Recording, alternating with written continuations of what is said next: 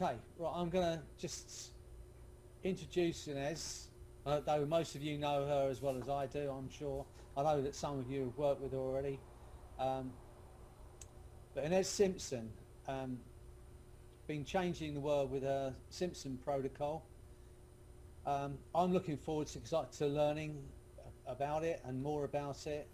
So I'm going to hand over to you, Ines, Okay. and Yeah, that's take it away. And when I'll be in the background. I was going to switch my camera off okay. and switch my sound off. So, in fact, I think we'll mute everyone, and then you Okay. can unmute yourself, so that there's no disruption. If anyone's got any questions during, if you want to put it in the Q&A box or in the chat Yeah. box, and I can kind of let Inez know that you've asked a question. Okay. So Yeah, that's would be the ideal thing. yeah, all right, okay. So Okay. um, away you go. Okay. Yeah, So take it. first of all, I just gonna pretend that Freddie asked me a little bit of my bio. Oh yeah, yeah. So sorry, I, I, I did ask you, and then I did kind of put it in the chat box before when I messaged you because I'm terrible at things like this. As you can see, I can hypnotise It's people. fine. It's fine. The first person I ever hypnotized, I was 10 years old. Um, I was my brother had hypnotized me with fascination, the shiny pen, while and then glued me to the wall and all that kind of stuff. I started hypnotizing my girlfriend. So luckily, God was looking after things. I didn't get any people with major issues, and we just did the clucking like chickens mostly. Anyway, so from there, I just forgot about it. I went through life. I did fishing for salmon on the west coast of Canada. Did mostly work with um, hotels and service industry. And then in my late 40s, I guess, I started twitching. I knew there was something else I had to do, so I went out and learned how to be a hairdresser. That didn't work for me. I mean, it was fun learning, but that wasn't it. And all of a sudden, my mom went to a course, and she thought it was going to be a psychic reading course, and it turned out to be a hypnosis course. And my light bulb went on, and I said, "That's it. What am I? What the heck am I doing?" And that's what happened. So, by that took me to the year 2000 when I started doing hypnosis formally. And from there, it started. I was lucky enough to have been taught by Jerry Kine, who was a great mentor. He was just an absolute greatest hypnotist, bar a few maybe, somewhere on the same level. But for me, when you have first get into hypnosis and you have that person that seems to know everything to you, and Jerry was that, and he was great. He said you have to practice, you have to continue to experiment. You can't just leave us here. You have to keep moving us forward. So we took that. And I had learned the regression to cause from him and was doing quite well, but I ran into a few issues, right? That I couldn't necessarily have everyone tell me what was happening to them. And maybe me being a woman, if I was a man with a man, he didn't really want to tell how the rape went. He didn't want to tell me who the players were necessarily. So what I did, I started experimenting with allowing them to do all the work by themselves, so that it was all internal, and I didn't need to know about it. But I still managed, and that's how Simpson Protocol evolved, because it continued. It wasn't just from Elman and Jerry that I was getting all that information. I had added in things from the ideas of uh, the other side, because Elman and Erickson were not friends, but I did share Erickson's ideas of language.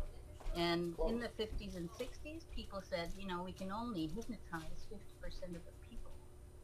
And that wasn't the truth. It just was we didn't know how. Now, once we started adjusting language, that changed. And now we're probably, I guess, at the 1% that doesn't allow it still. Got to have somebody out there that's still resistant, whatever that means. So from there on, I just started to evolve constantly, and then pretty soon I was teaching at conventions, and it was called Esdale and Beyond, because go into these deep states supposedly that everybody thinks is so difficult. But it's not difficult. And from there, it wound up saying the students started calling it the Simpson protocol. And so I accepted that, and it became the Simpson protocol. So this is now about 20 years in, or 15 years anyway, since I started really working Simpson protocol, and I use it for everything. People, that commercial with the red sauce. I use that on everything. Yeah, so that's the sort of thing. What I like about the Simpson protocol is that it's totally non-judgmental. I'm not involved whatsoever. Uh, the person's what I consider harming. It's a construct, as Bob Burns, our friend, would say. It's a construct. It's real or imagined. It doesn't matter what the person believes. They don't have to be all spiritual. I work with anyone. But the spiritual ones are fun to work with. They're only because, I'll tell you why. Because in most senses, they're open to possibility more than what I would consider a muggle. A muggle is a person who doesn't believe in magic, or if you were a Harry Potter fan. And if you are open to the possibility that magic is there, you can create anything. So that's sort of the philosophy, a little bit of what Simpson Protocol is. So we as practitioners do not lead anything. Their mind leads the whole thing. Um, so, there's a big thing. That's a long thing to read. So I won't read it right now. But so the whole thing was that you didn't interfere. You didn't make a decision for them of what was coming next. So it's all based on questions and getting to a state of hypnosis where they allow their higher mind. There are aspects of whatever. The superconscious is a construct, and people say, what does it mean? Yeah, I'll take I the say, mask. well, it means it knows everything I'll that take it the needs mask. to know about you. That's all. Frequency. Do I have, if I define it completely, it will minimize it. A definition will minimize it just by the state of language. Our language minimizes everything. So if you can keep it as simple as that, everything is about simplicity. Everything is about just allowing the mind to address it, and you never second guess an answer from the client ever. So you might, in the back, there's some judgment. I mean, we can't help our judgment; it's always there, but you are not allowing it to come out. You don't allow your judgment to come out. Many times I'm working with a client and I'll have a judgment and I still won't say, oh, you're doing this or doing that or whatever. It's not my business to do that. All I'm doing is making sure I get them through to the other side of the issue. So, and it's also letting the mind address, instead of just addressing the symptom, we are addressing anything and everything that has caused or affected in any way. So even with a smoker, you'd have, the person might quit smoking in that first session like normal, but they may need more work done because we are covering everything, including all the programming they've taken in, That's two. Oh, like the boxes of pictures, all that stuff, sorry. societal boxing, It's in the car separately. total hypnosis coverage from the media, from everything. So what we're doing is a holistic practice. We are practicing body, mind, spirit, and soul. So that means that we do everything physically that needs to be addressed. We do everything all the way through. But we only ask what needs to be addressed. It's always up to the mind what it addresses. So, so that's nice to meet you. So that's very nice, Dan. So anyway, Simpson Protocol is something that you learn to do. And sad to say, I have to teach it with a script because I have to write it down. Now, if it's written down, people think that's the way it's supposed to be. If I could do no writing it down, it would be awesome because it would come from you constantly and I wouldn't have to break you of using the script. But initially, when people are learning, they have to see it, they have to read it, they have to do that. So it's massively different from the point of view that people say, well, I'd like to cross the T's and dot the I's. I'd like to do exactly what you do. You can't do exactly what I do. I want you to do what you do. And Like the it's math still controller. done in the style of Simpson protocol. If you do not pass, um, if you put your own judgment in, you're not doing Simpson protocol. If you are allowing them to do all the work, you're doing Simpson protocol. So that you are just there to enhance and help. So it's not for people who like to be in charge. So, but most people, and Marina can vouch, I would think, she's done the training with me before, is that they accept, you start to trust that that part of their mind, that part of a connection to you, is also totally working always.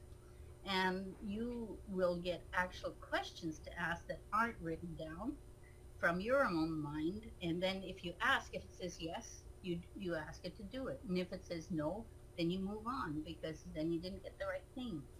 So it's, yes, it's content free, because if I do it at a class, if I do it at a convention, I never know what I'm working on. Not a thing. Now, obviously, when a client comes to you, they tell you stuff. And it's a good thing to listen, because they need to be heard. But I don't need to know very much of anything. So, for example, in the Canadian convention, I did a guy who had PTSD. I didn't know. I asked him to come up because he offered. And I started working with him, and he went and did everything. And at the end, it was a very quite intense session for him. It's pretty easy for me, but it was pretty intense for him. And at the end, when the students were asking questions, one question came up: would this work for PTSD?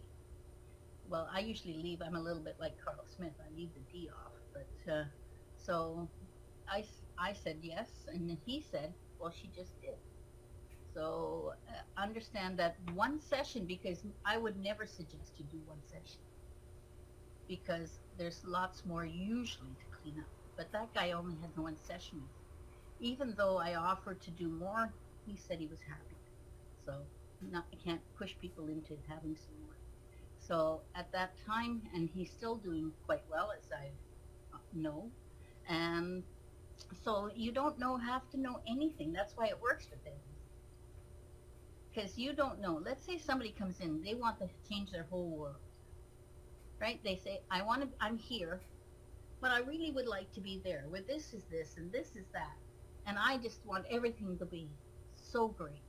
Okay, so where would you start, right? So you just get super conscious mind to bring the first issue up that needs to be addressed. That's it.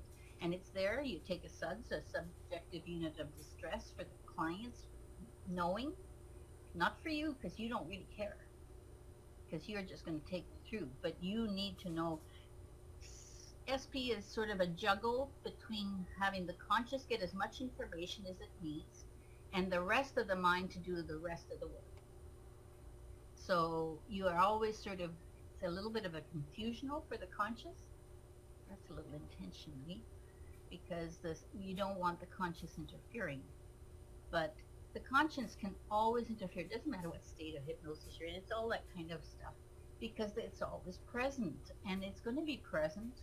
The first session you ever do with SP is going to be really present. It's not feeling safe yet. It's not really, it has to know what's going on. So you are playing to the to the conscious more in the first session than in another session, because you have to get the conscious to be total on the sidelines, observing and supporting without. So sometimes you have this thing about people that they say their expectations of hypnosis are erroneous. And many times I've had that with students in class. They'll say, well, I've never been, if I ask, I'm going to pick on the UK because Freddie's there. But when I did a class in I think, where was it? In Heathrow, yeah. So the class is 25 people, and I asked them all why they were there. And they said, I don't really think so many of them said, I don't think I've been in hypnosis, or if not, I haven't been in deep hypnosis. And I said, well, what's your expectation of hypnosis? And you find out that they believe a lot of the stuff that clients believe. So I just had to sort of show them that. And the funniest thing was, all these people who didn't think they could go in deep, or they didn't even think they were in, all went to Esdale, about 3/4 of them. So, it's expectation. Now, you make sure that the client has the correct expectation with a pre-talk and intake, and then they just let it happen. Now, the other strange things we do, I am saying that can be completely content-free. Doesn't need to be. If the client's going to tell you some stuff, you might get some questions. And that would be a good thing. I can make it totally content-free. So, getting back, I lost my train of thought here. Let's see. Freddie, what did I just say? Do you remember? Have I got you in trance? You were saying about being content free, and I Okay. I have to agree with you. The less we know, in fact, the better, because as human beings, it's so easy to think I know how you feel. And I know. what I say to my students is, the moment you think I know how you feel, you could be 1,000 miles away. Assume you know nothing about how they feel.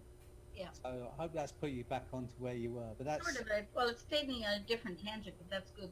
I had a client who had cancer, and we sort of came. I'm not saying I never make judgments. I don't let the judgment out, right? So it said they said, because this is her guidance, was talking to her, saying whatever the real or imagined, and I'm not going to get into that debate, but she said, I need to accept, and I said, okay. So when she had said acceptance, of course, my mind goes to maybe she needs acceptance because she's going to die, right? But then I never said any of that. I just sit in the back of my mind, and I'm showing how wrong that is, because the next time she went for tests, it was gone. The moment she accepted it, it just healed. Now, I had nothing to do with it.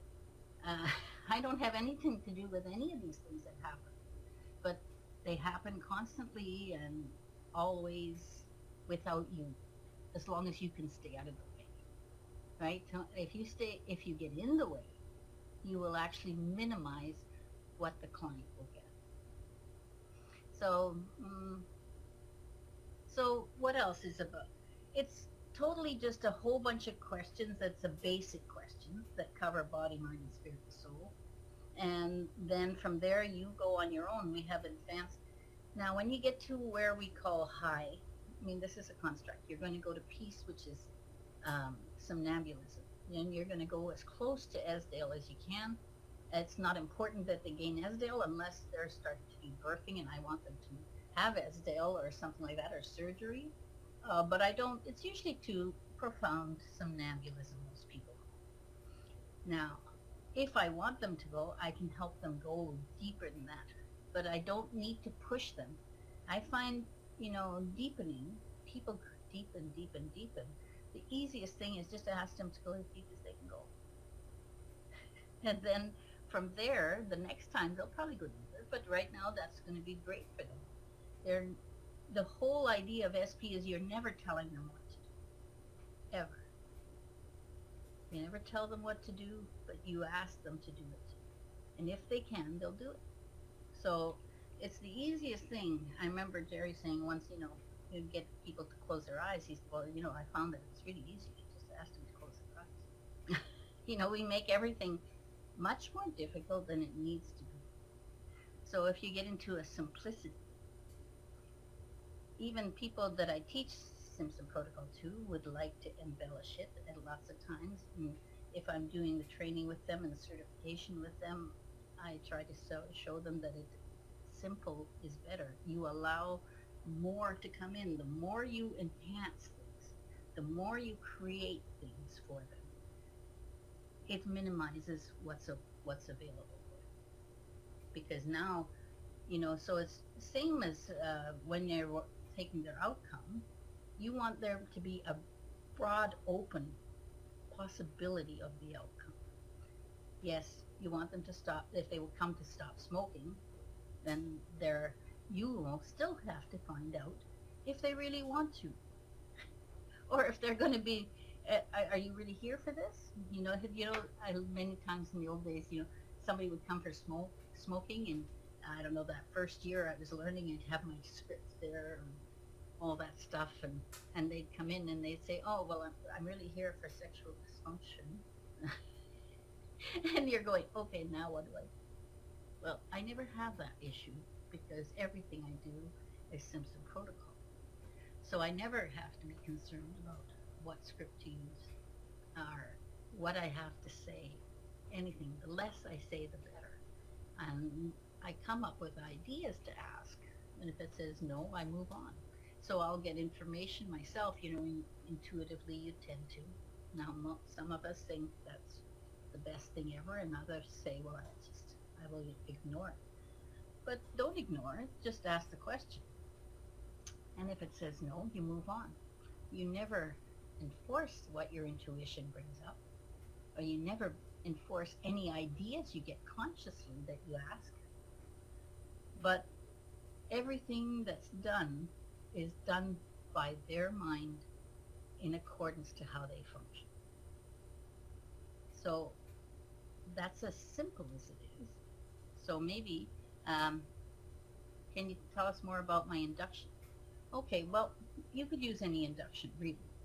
But I like to use the element induction, except I've changed the languaging for the current times, and not just COVID. I'm talking about, how cultures have changed. In the 50s and 60s, when element was around, you know, doctors knew everything.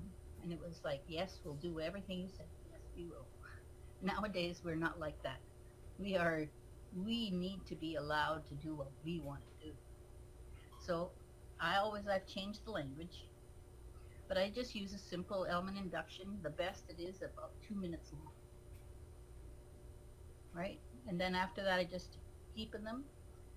And then I go, what Elman used to do is go to get the SL. He'd go a few A to B and C, but it was done.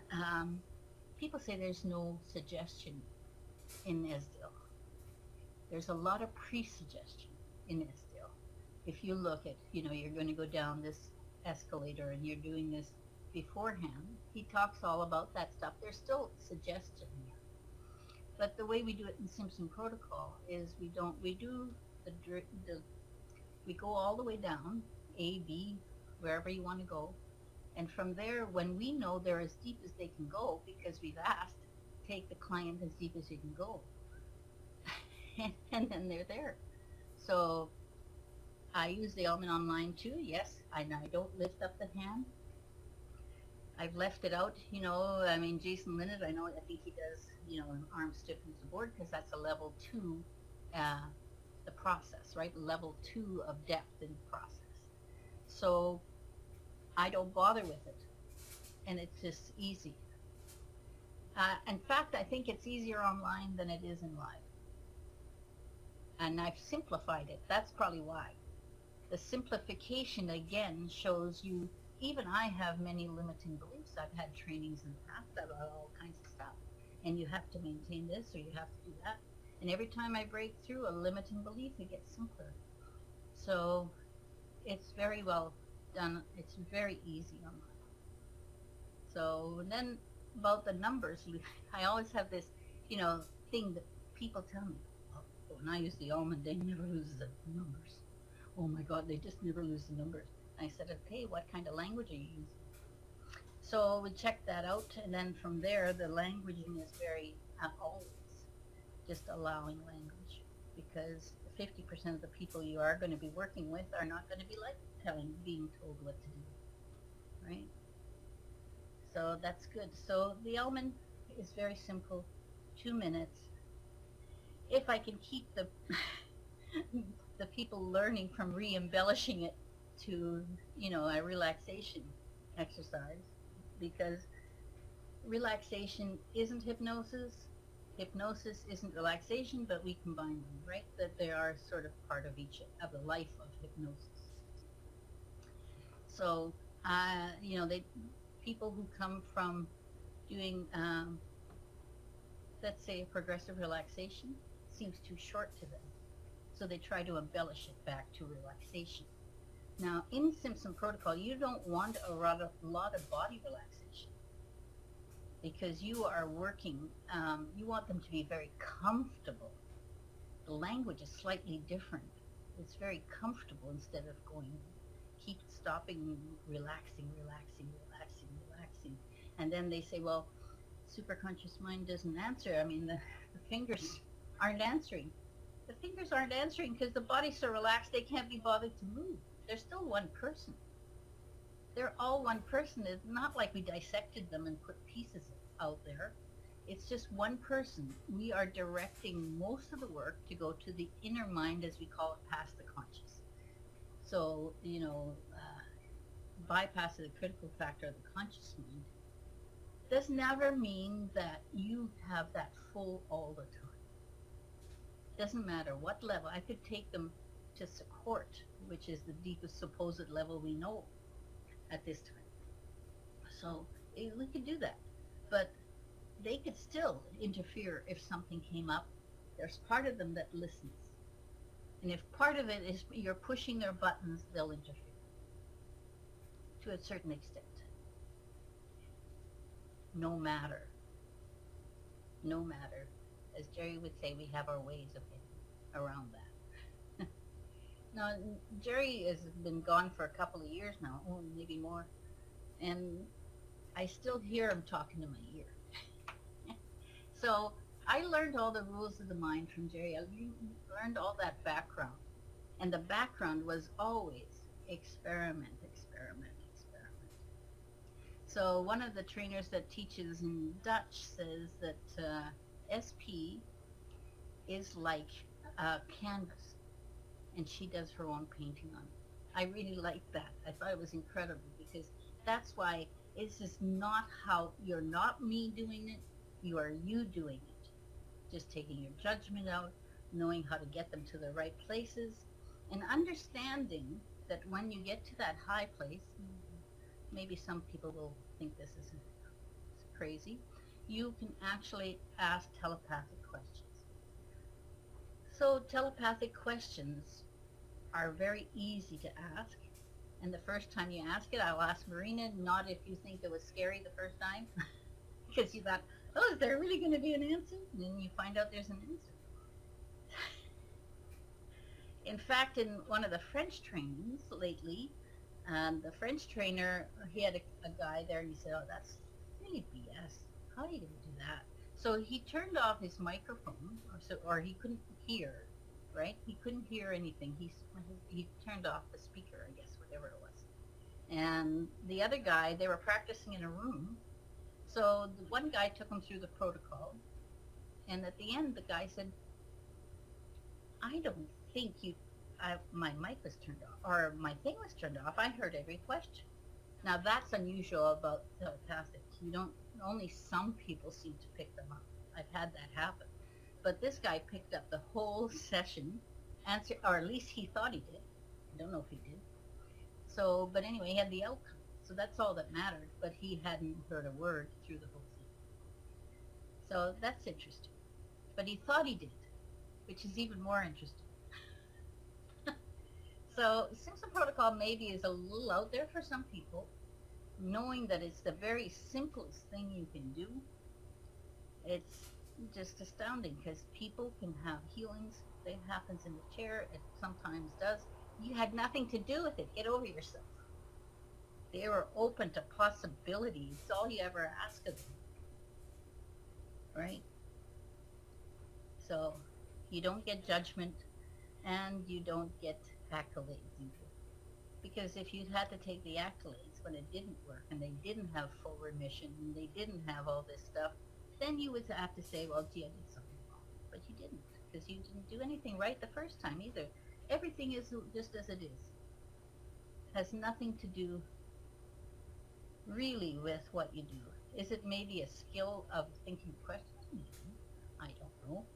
I just think it's a very simple way of doing work. So, Mark, Yes, I do remember that. Where are you hiding, Mark? Oh, there you are. Yes, yes, yes. Of course I did. This gentleman and I brought him up to the front of the class, and we were experimenting with SP. And we started, and I think this gentleman has still all on his own, but we got him into the place of, and he started doing some healing with some people. It was pretty interesting. Mark, did you ever hear any more about what happened with that?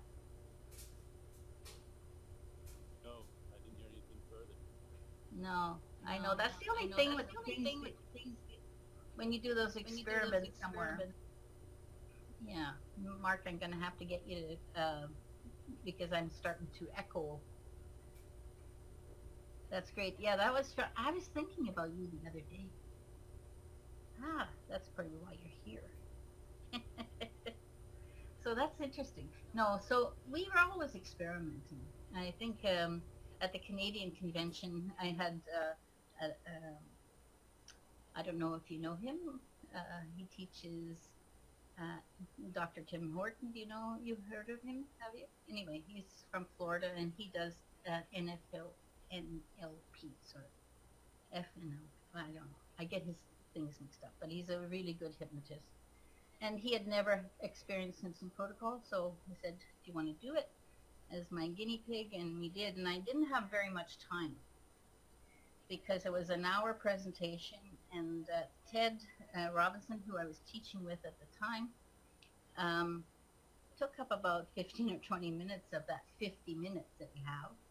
So I put him in trance, and I did the work, and then I said, I don't know if this was very good for the class that was watching, but it was good for him because I had to get it done. I only had a few minutes left. So I said, Superconscious Mind, can you now just go and check out all those questions I usually ask in the manual or even anywhere else, and can you finish it up for me right now? So it did. And the I think the class thought it was a little crazy, and maybe it is. Maybe I am a little bit crazy, but I'm willing to try anything once, at least. So everything just expands constantly because of that. Yeah. So, is it then a possibility of a taste? Not now. I would love to do it for you privately. I could do that. That's not a problem. Or even in a separate workshop. Not so, because what are we now? 12:30. Yes, I could get you in trance in 10 minutes, let's say, completely into that place of high. And after that, I never do another induction ever. Never need to, because I teach people self-hypnosis in that first session. So they always put themselves in next time, anytime. And it's, in somnambulism, when you create self-hypnosis, you need to compound it for them a little bit so that they know how to do it. Now, the benefit of doing it in high is that you don't need to compound. You just say, Superconscious Mind, can you compound it to the point where it works for them all the time? So they could come back a year later and they would still follow your directions. And maybe that would be for everyone. I don't know. But I always have students saying, well, this person hasn't been here for a year. You sure I should just use those triggers? I said, yeah, they're there. They accepted them. They'll just use them. Don't see, the whole thing about doing Simpson protocol is you getting in trust.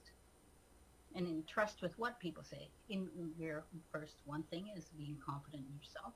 And the other thing is understanding that levels of their mind can do anything. And it's totally possible. Their conscious mind will think they can't do it a year later. But if you give in to that, you're actually shooting yourself in the foot, as Jerry would say, because now you've proved to them that they couldn't have done it. So I never do that. I'll just say, no problem, just sit down. And I'll just say, Superconscious Mind, take them to peace. Let me know when they're there. And there they go. Every now and then, that one takes a little bit longer than normal because the conscious is interfering and trying. And then it gives up, and then it just goes. So that's a big thing in SP is keep it simple. Say that superconscious mind is higher consciousness. We could say, but I'm not. We could say that. Remember, I'm not defining it. The aspects of, I don't think personally, I don't think superconscious and higher mind are one and the same. But that's another story. And I still think it's very much, you just want to keep it open. Superconscious is the part of you that can know anything you need to know about you. Ines, can I ask a question? Yes, please. I did write it, but I think you might have missed it. The Oh, I question, probably. the question is, when you ask questions of the superconscious, do you? Mm-hmm. And do you ask that? Does the client speak, or do you get the communication unconscious? No, I set up idiomotor Right. responses, Okay. right? That's the question. And yeah, I Oh, set up, and even when they go to Esdale, that was the whole thing about me and Esdale, because everybody thought, wow, this is great. Because in Esdale, if they go there, they're not going to answer you. yeah, well, They're that's not what going I to thought. talk. They're not going to move. They're not going to do anything. Mm. So what I did was I thought about the years I learned about pain. You left hypnosis in a certain part of the body so it stay comfortable. And I thought, well, why can't I do the opposite? So I would leave one arm in somnambulism and put the rest in Esdale. Mm. So it's all that, but it's always doesn't mean how deep they go. They can come up just as fast.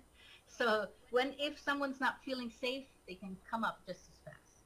But in this process, I've never had anybody come out and say, I'm not going to do this. Never had that happen. I think one of my students did, but I don't know if they had followed the whole process. So are there a certain set of questions you teach your students to ask? I do. That's the script part. And I say, this is a basic. This is basic. Go through it and make sure you learn how to do it. After that, start putting in from what the people give you. If you don't have that, if you're totally content free, just go with what comes to you. And but the basis of the questions is body, mind, and spirit. So some of them, well, Freddie, what Brazilians are like. Yeah. And I teaching in Brazil, I had two of the students were atheists. They said they were atheists. So I said, isn't that sort of like a negative hallucination? You got to believe in it or see it before you don't see it. Yeah. I said, I got that. Okay. So then he said, well, I can't ask those spiritual questions. Are you working with you or are you working with your client? These are holistic questions. They have the right to say yes or no. It's not something you're telling them they have to be. You're covering everything holistically because no matter what, if you knew there's gravity, we don't know there's gravity, but the apple falls off the tree. So if this part of their mind knows everything for them, you can ask anything and you'll get a yes or a no, and you just trust that. Now, as I've been doing it for quite a few years, so I have implicit trust in that. Now, Marina's been doing it a much shorter time, and she does lots of different styles of hypnosis besides. So, but she has implicit trust, I'm pretty sure. You want to know? Yeah? Because go ahead and say something. Yes, I actually wanted to, for you to finish and just share my experience very, very quickly, just to say that the fact that the superconscious talks to any client. In my practice, very short practice, but still, I didn't have anybody who didn't have a response. And even just the mere fact that the person sits in the chair and something bigger than what they believe about themselves talks through them, and they have a physical confirmation of that, that is already a healing experience in itself. So I find that just that part, besides all of the other things that, usually other issues get cleared through the session because we come with one problem, but we don't know how many more problems are there connected to those, right? So that gets cleared. And also, this is a little doggy. We did a surrogate hypnosis. You can do it through, Ines did it through me to my rescue dog who had an issue. And that worked too. she calmed down. So whether you believe in whatever you believe in, there is something to all of us that is bigger than ourselves. And I think that once you start trusting that, you're going to have a completely different experience. So thank you. Thank you, Marina. That's good. I forgot about your little dog for a minute. Yeah, that's interesting. Yeah, I've done quite a few surrogate through to animals. We can do surrogate through people, especially, let's say, a mother, um, using the mother for a 2-year-old who's having night terrors, stuff like that. Yeah, it's really ideal because, and people who do energy work can get the concepts quite good because understand that energy goes all over. It doesn't, doesn't matter if we're doing it online, doesn't matter if we're doing it face to face. None of it matters because energy goes anywhere and everywhere. And so if you can look at it that way, the surrogacy thing works really well. We do it in class and have astounding experiences sometimes, But that's what the 4-day class is about: is learning what to do with all these different aspects of things that you can do. What I always found difficult, I should say, I know I did used to find it difficult, was when people came to me with an issue. Then I had to start thinking about, how am I going to do this? How am I going to do this? And how am I, what if I don't get it right? What if I don't use the right technique? I'm talking about the very early days of my work, when I started in 1999. And at that time, it was always very stressful for me. So lately, I've had a gentleman in Australia who had been working like 20, 25 years and had a very strong practice. He was very good at what he did. And he started using Simpson protocol. But today, this is 2 years later, he does nothing but Simpson protocol. Now, I don't suggest that to everybody, but he found that he could work with things he couldn't work with before because he had limited himself by having to figure out how to do it. And when he didn't have to figure out how to do it, it just did it. And he was happy as hell. So now, and I think he's a little crazy because he does a lot of work. He does 5, 6 people every day. I was always a little easier than that. I used to do 3 people a day, believe it or not. That was me. I was done, mind you, I started in the business when I was already close to 50. So, I'm not 70 yet, so I guess I was not quite close to 50 yet. Can I ask you a question, Ines? Yeah. Yeah. How much of what you do, and I know you probably won't want to answer it in the way that I mean this, but how much of this is about you, your kind of attitude? You've got this kind of thing about you. It's just I feel better just listening to you, being in your presence. And I'm sure that has a big effect on your ability to help people. How much do you have to work on that? Is that just you? Do you consciously work on kind of clearing your own stuff out when you're working with people? No, but I do a lot of self-work, and I have along the way 20 years, and it's never ending because it's constant. There's always something coming up. Life continues. And so I walk the talk, I guess. Yeah. But I don't think it is me, a persona. A lot of people have said that to me, and I think it's just because I have so much trust in the process.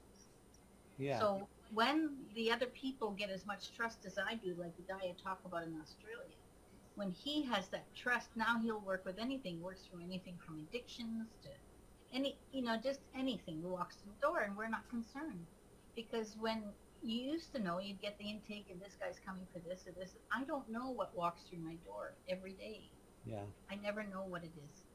And I'm sure, Freddie, you're pretty versatile. You've been there. You're in that place where you don't need to know everything ahead of time, so you're prepared and you're all this. You're just going to do what you're going to do. Well, I work in the same way as you, not with the same protocol, obviously, because I've just been listening to you. But it's the reason I've been training people since '99 as well. And people say to me, how could you take someone off the street who knows nothing about therapy and then after 5 days of your diploma course, send them out to, change people's lives. How could they possibly have that? Well, the reason is the same for you, because we assume that, I say to them, the first thing is to assume that you know nothing and the client knows everything. And all you have to do, this is how I kind of see it in my mind, is get them out of their own way. And all we are is a catalyst. We Yep. get them into a state of mind where they can get in touch with their own abilities to change. And then we let them do it. And the problem comes when people do certain kinds of hypnotherapy training where they think they've got to come up with the answer. They've got to come up with the protocol. They've got to come up with a strategy. And that's what I'm saying. The moment you get into thinking, I know how you feel, or I know what you need to do, you're a million miles off the mark. But doing what you do, it's so clean.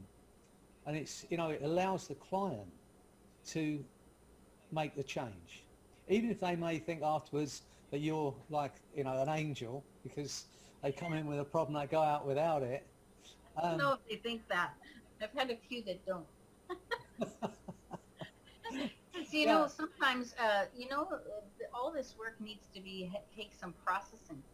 It says, oh, it's done, it's done, it's done, and then you're going to go home and you say after you've worked with somebody who's had some very heavy duty work done, you'll say, be nice to yourself, take care, and they don't listen to you and they just go and do work and stuff and everything, and then they have some processing times. They don't sleep good or something happens, right?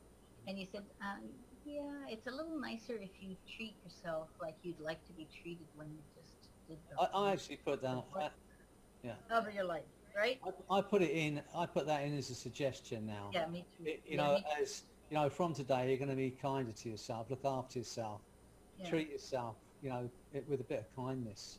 So many people don't, you're right. Yeah. I think what you do is phenomenal. And the joy of it, as you said, is that because you trust that the client's unconscious mind knows the answers and has the resources to overcome it, and you just get them into a place where they can get in touch with their own resources. That's how exactly I work what as we well. do. So it's such a sweet way of working. You don't have to, like you say, it doesn't matter who walks through the door, because at some point I'm gonna say, so you don't want to do this anymore. But it's almost like as a part of you continues to do it, and they'll go, yes. I say, well, I'm going to hypnotise you and we're going to speak to that part of you. And no one's ever said, no, that doesn't make any sense. And so that's how we go on. I mean, like you said, ask the part of them that's running that to explain to the conscious mind, because you say, like, the conscious mind is always there. Explain what it's been trying to do for them.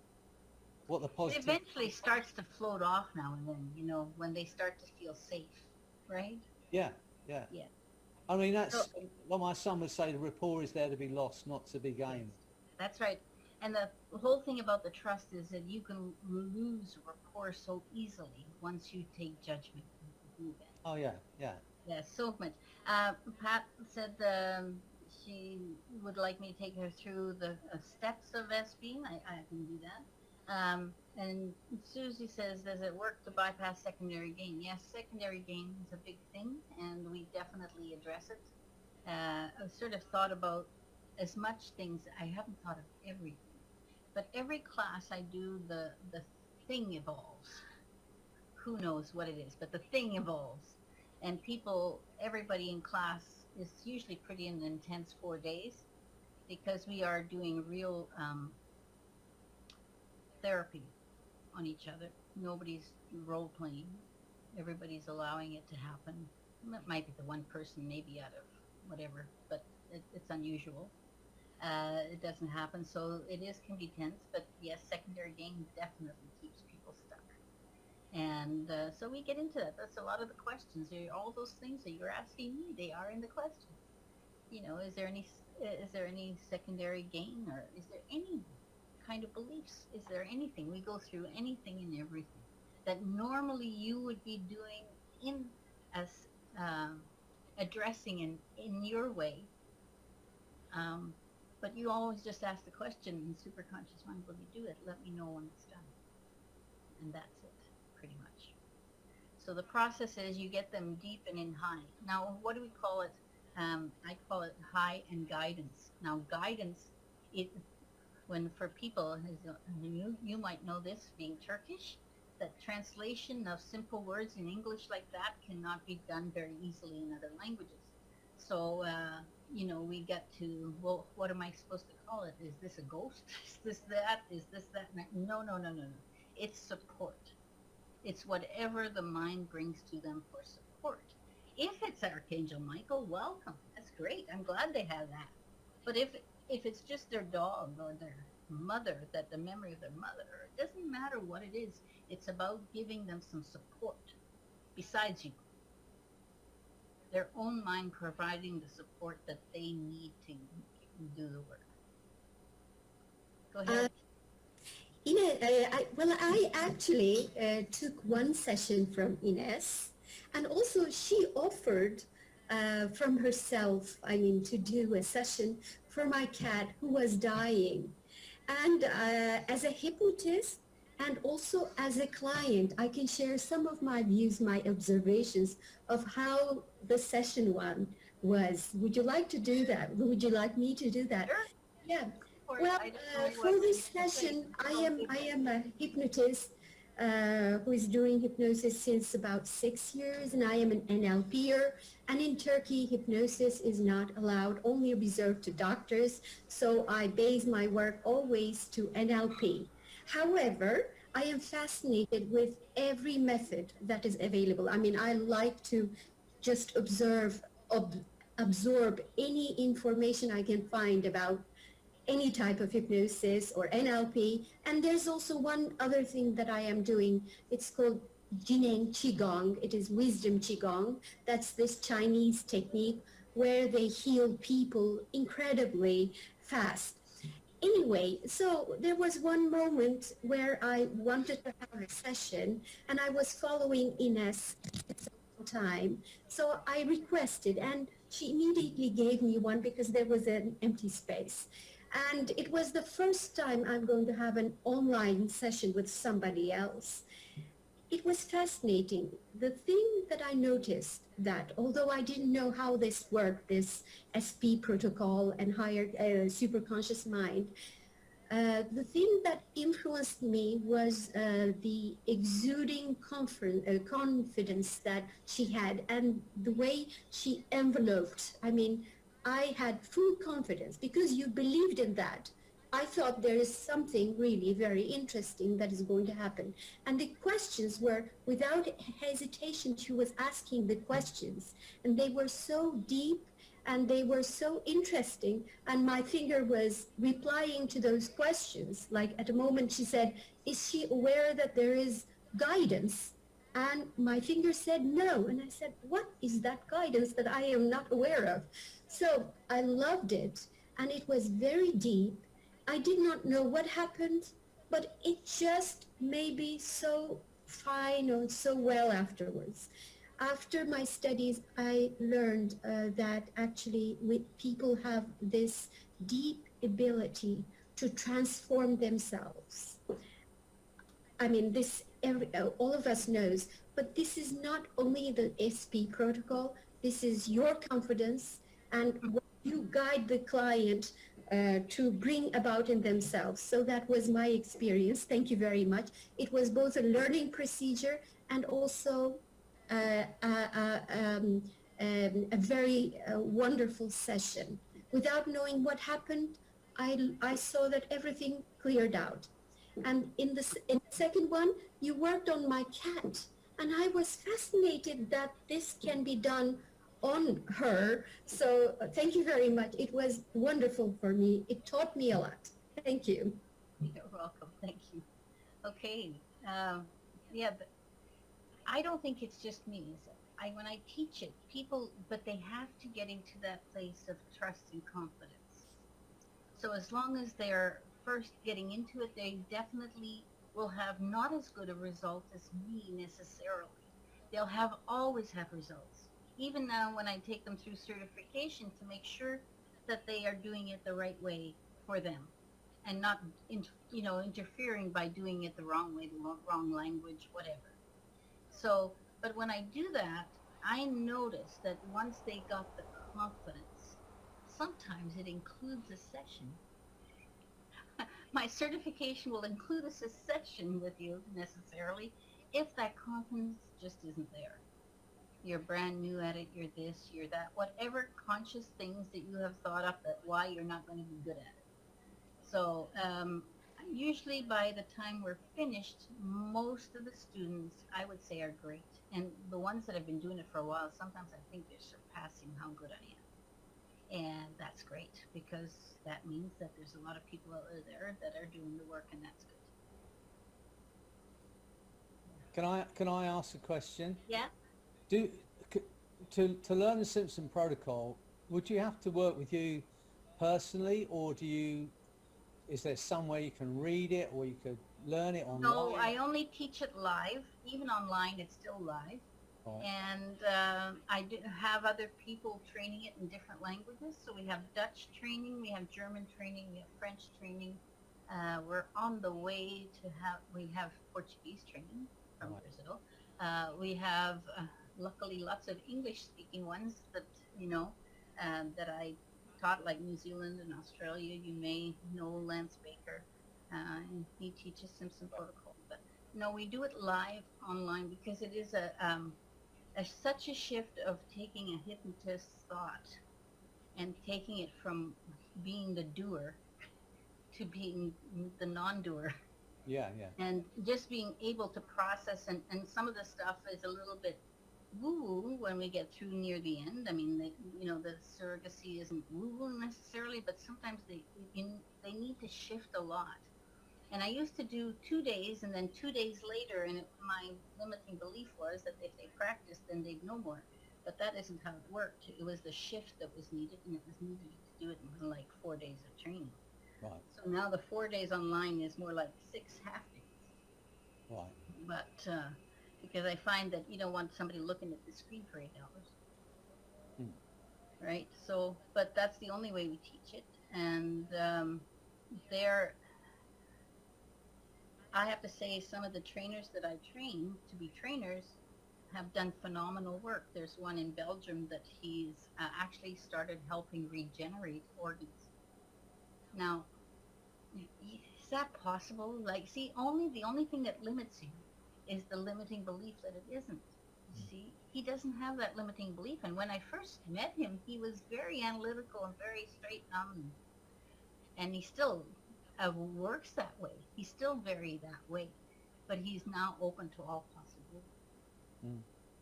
So interesting things happen, but it isn't about you. It's never about you. One training in Germany, one of the guys was training.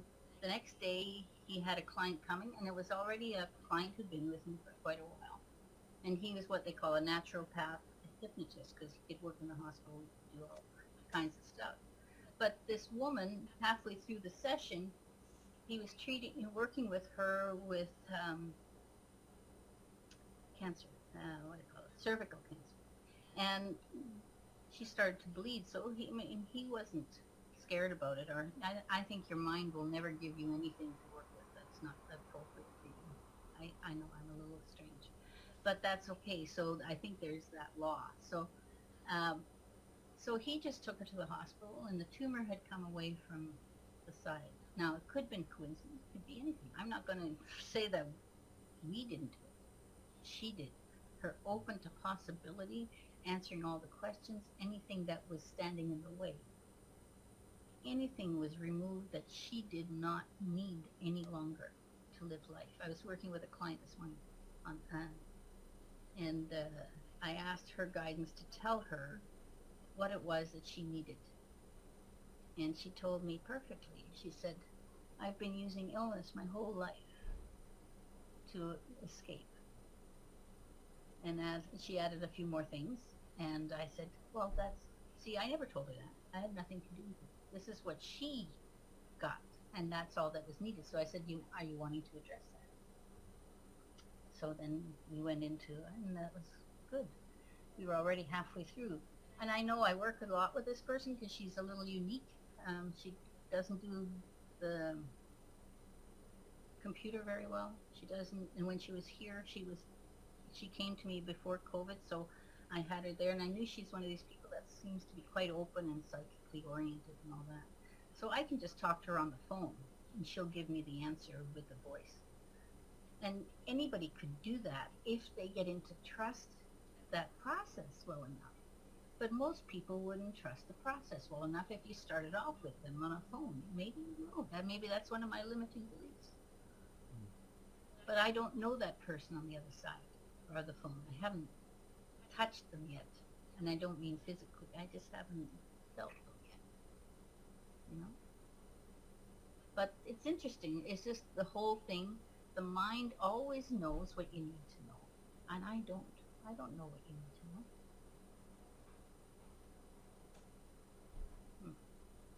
So SP used to help people with chronic pain, like chronic migraines? Yes. That's the simple answer. Usually. And there's lots of things that'll address pain. Come on, and chronic pain. I'm sure Freddie does it every day. What's pain to go? There's all kinds of different things. And yes, superconscious will do that. But I think the difference is that from my point of view, everything around that will be also addressed. It isn't just the symptom that's released. Right? And even the others, though, they're not. I have to say, they are doing lots of heavy work. I'm not saying this is the best and only thing in the world to do. It's the best in the world to do for me and the clients that are attracted to it. And that's what I say. That's all I'll say about it. So, because purposely I'm talking about hypnosis everywhere now. That I've been doing that program for 2 years on the radio, and it was mostly for this sort of idea. Everybody's saying, I don't like what you do, I don't like what you bicker. I just wanted to show every aspect of hypnosis and that it was good for everyone and anyone, and that it was good for, and I think I've managed to do that in 2 years. I was there. I'm pretty proud of that. And I thank Freddie, he was there too. So understand that everyone that does hypnosis, it has to go from you. If you are not feeling it, if you're not sensing that this would be good for you, then I would suggest that you don't take SP.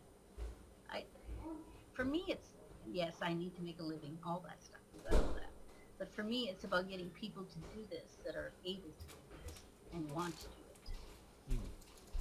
And that's why when I do the certification, I'll go out of my way to do session with that person, do everything to get them where they need to be. So that's, but SP goes for anything, and you don't need to know. We don't need to know the label of anything. It's better, in fact, if we can get the client to let go of the label. That's part of the issues usually. So we get them to let go of the label. And if once letting go of the label didn't have to work, didn't you understand that right away? Yeah. So how much, when you work with young children? Young children, I haven't worked, I have to say, I lived sort of like where Freddie lives in the UK. I'm on a resort area, and it's a small town, and it's very nice. So I work, mostly people retire here. So my bulk of my clientele will be older people, like me, or a little bit younger or older, whatever. So young children, the only youngest ones I've worked with are 9 years old, and I did the protocol with them. The only thing that was different was that it was much faster. Instead of an hour and a half for my first session, after that they go much down, because now their sessions are all very much smaller. But that first sessions, I usually give it an hour and a half. When I was doing it all by myself in the early days, I'd give 2, because I didn't always know if I'd be done in time when I first started. So, but now an hour and a half seems to be adequate. So they would do it in like 45 minutes, because they don't have the filters we've got. Right? So it's easy. But with younger children, I would prefer to work through the mother or the other caregiver, whichever one has the caregiver. And do I have a lot of surrogacy around? No, because people don't usually know to ask about that. And usually it's people who've been to me before, and they'll say, can we do this work? I said we are allowed to do the work. What we do is we go and ask our higher mind if we're allowed to do the work, and if not, we're shut down. There's nothing to do. My mother's 98. She has dementia. I used to work with her a lot. Now I ask, can I work surrogate? No, nope. So you have to get over yourself a little bit, don't you? Is it? Can I ask, Ines? Is there anything you wouldn't work with? No, No.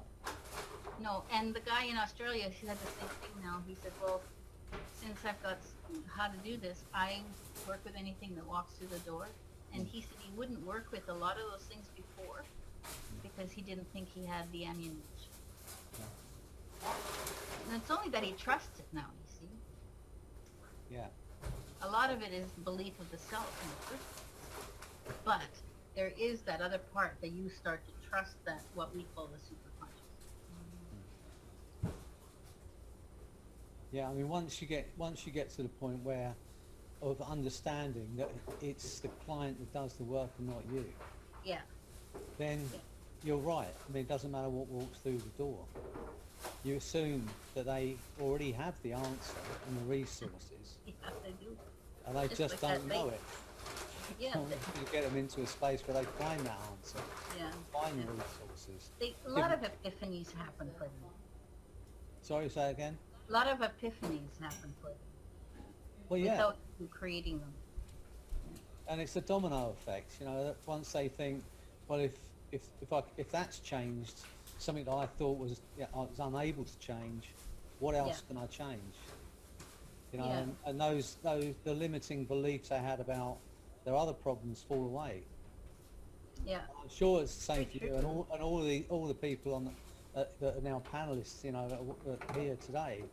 Um, the thing about working with people and seeing people change is that you cannot keep your own limitations, can you? no, You just can't. You know, all of your own limiting beliefs and negative thoughts fall away because you just see it happening with other people. So how could you possibly hold on to yourself?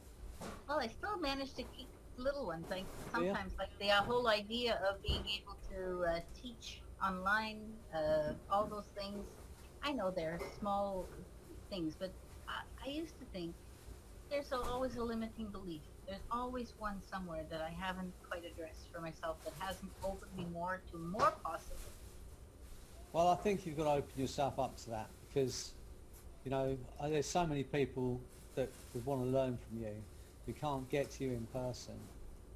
And No, well, no, I teach this online all the time, but I still think the live is very, very important, and the students seem to agree with that. The ones that are Yeah. taking it. yeah, I'd much prefer to work with a room full of people, you know, so-called live people, Yeah, rather than like here, virtual they're all people. living. Yeah. Yeah, I would, you know, but it's just the joy of it for me. But it does this medium does open us up to Yes. helping a lot more people. Well, the thing is, it's sort of, I think with going back to live, it'll still be a hybrid. Hmm. Because people, when they're live with you, they can ask the questions in time, they can get it answered, they can do that, all those things. When you're just watching video and a course, sometimes they'll go, well, you know, they want a question comes up and it isn't answered in that time, and it's a little bit of a setback on that client. They have to go through it again or do, you know, whatever. Whereas with this, if you're doing it, their questions come up, and they all learn from each other's questions, which is really the way. And the way we practice is very simple. We go into a room. The first time we go in with 3 people. One is the what we call the watcher, can just watch them do their thing and keep them on track if they lose their place, and all this stuff in the first, first getting used to doing. And then eventually we get to just doing 2 people, and then from there on, they're all. Well, I say that every single one that comes to super conscious, take the protocol, is, will everyone ever do it all the time? Not necessarily, but the ones that do it will do it well. And that's what I'm wanting to get to. The ones that didn't decide not to because of either whatever their own reasons are, There's other good hypnosis out there. I'm not ever going to say, well, you need to do this, because you don't need to do this.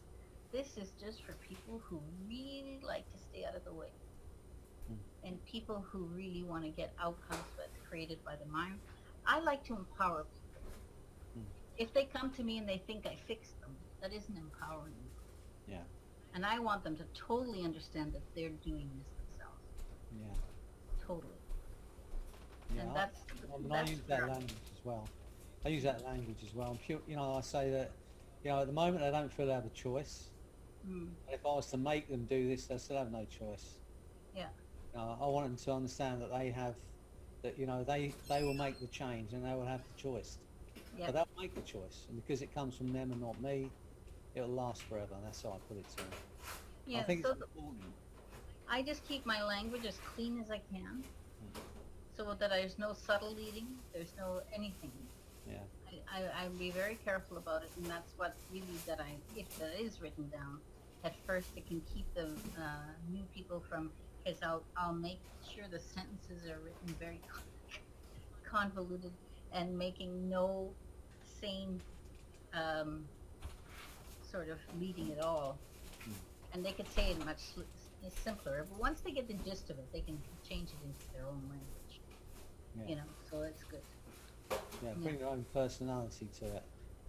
Yeah, it has to be. Yeah. It has to be that. And I think even if you didn't want to, like Freddie, when you teach the arrow, when you do whatever, people are going to do it like you, but they're going to add little slight nuances to it Yeah. that are different. It's always going to be different, no matter what. Yeah. Yeah. You don't want you don't want you know, thousands of clones, do you? No. But you want, you know, like you say, you learn the protocol, and then they bring their own personality to it. Yeah. And be themselves. And I think that's the most, you know, the most important thing. That's what I was saying about you earlier. You know, what people, and that's why I asked how important it was. Well, I think I it's think being who always you are. important to a degree. Like, But I Freddie. think being your own authentic self, whoever that is, you yeah. know, and Well, you know, Freddie theory and Freddie fun, all those things are good, and that's how you have to have that personality that people will get to. But it's not made by you. You're not doing it on purpose. You're being authentic. yeah, and that's what you've got to be. And just like you said, like you trust the superconscious, I think you should also trust yourself. Yeah. You know, which is another big thing. Yep. Just, Yeah. It's very know, good. And trust that's your what some personality. people need a little help with. Yeah. Yes, that's true, but that will come with time, really. Yes. It does.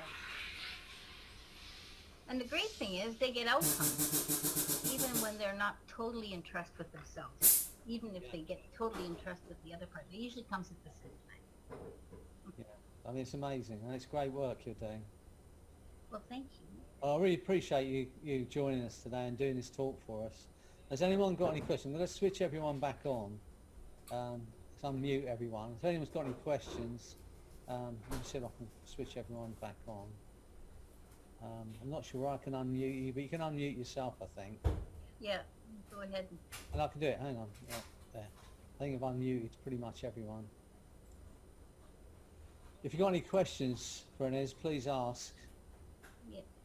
I know we've all enjoyed it. It's been fantastic. But you've got, I'm going to say it again, you've got such a nice way about you. And I can only say it about a handful of people that I've met in my life, where you feel, and the only way I can describe, the few people like it, you can describe that when you're with them, you feel like you're in the presence of somebody good. And that's how I feel. Oh, thank you. Speaking to you. What if we eat I'll make sure my head doesn't swell too much. What time do you want to eat the cereal? But I thank you kindly for that. That's wonderful. So has anyone got any questions before we close this down tonight? Nope. So how can we, See how good we are? how could someone book to do your training? Where would they go? Yeah, I've got it on McKin. Oh, I also have a little book, and you can get it on simpsonprotocol.com. And it's more about the philosophy. It won't teach you how to do it, but it'll tell you everything you need to know about it. Okay. Okay, it's on simpsonprotocol.com, and you can just get that free book. And the other That's thing a free I have, book, is it? Is it free? It's an ebook. An ebook. Ebook, I it's do an print ebook. them, but yeah, right Oh, now look, it's. Oh, yeah. you got it. Jeff's got it. It's fine. Good. You got one. Right, okay. All right. So it's ultimately. I want you to understand more the philosophy. What are we doing here? All those sort of things. And I also have another website, esdaleinstitute.com, where most of the stuff is. And Can you say that again? esdaleinstitute.com. And my email is usually very simple. I'll give you the one that's simple. It's ines@inessimpson.com. Right. That one is the simplest one for you to remember. So, Okay. go ahead. Go ahead.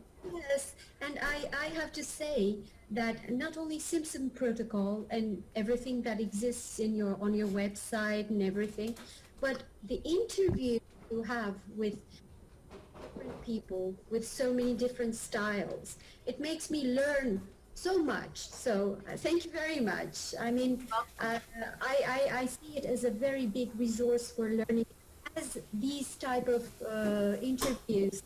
Freddie, thank you very much. I think we need to learn continually, and you are one of the sources, great sources that I learn a lot from. I learn people and follow them again afterwards.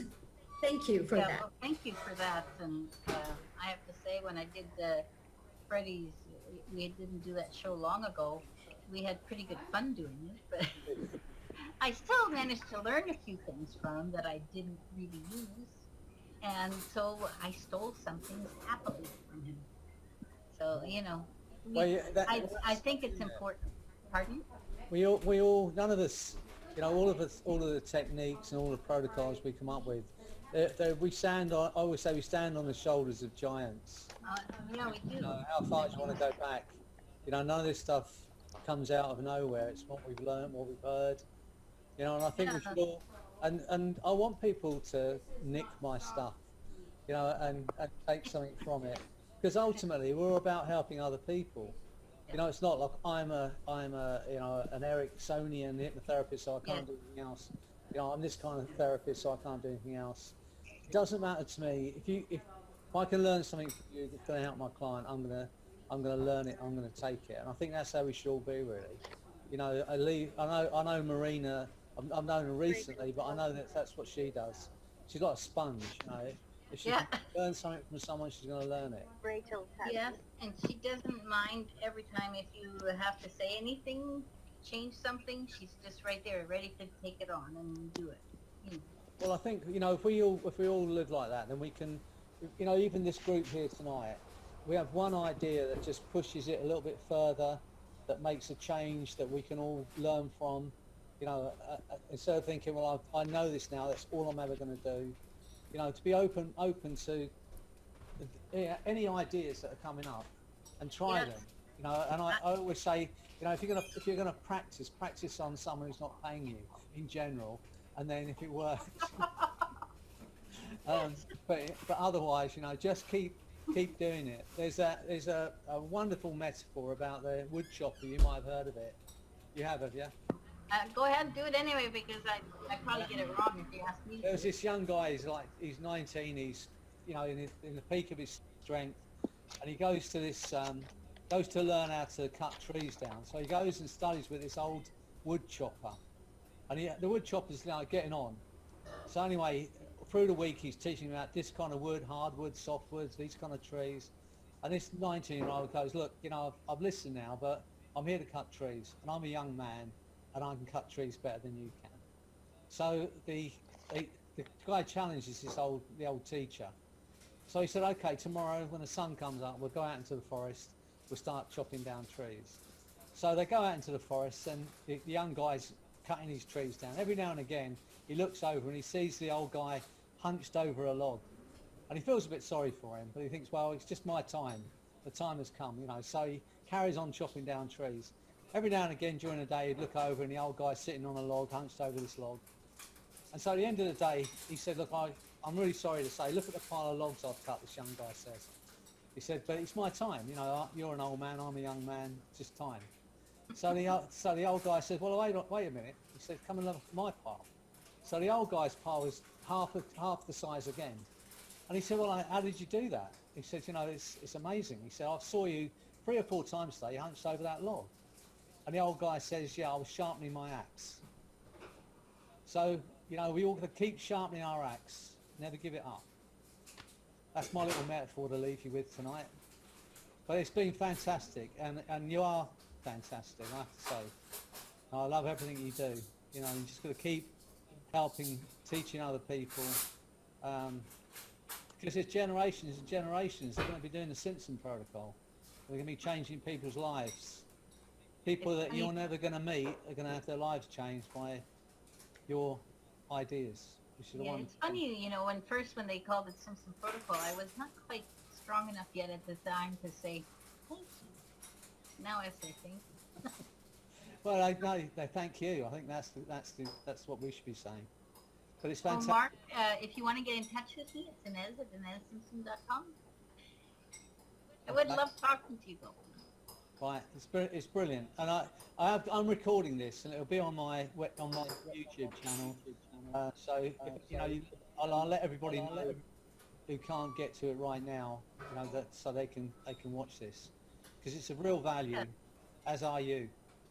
Oh, thank you. Well, if they want to know about the training, they can just go to the website. It'll tell them everything they need to know and probably more. Is it Ines? Say it again. Ines? SimpsonProtocol.com. Oh, Ines at InesSimpson.com. Okay. All right. Okay. Well, I'll put those. If you can text them to me, I'll put them underneath the video, so Okay. make sure they're correct. Well, Okay. thank everyone for joining us tonight, and I know, like me, you've all enjoyed it.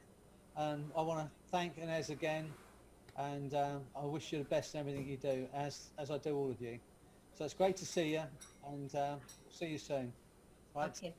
Bye for now. Ines. Bye.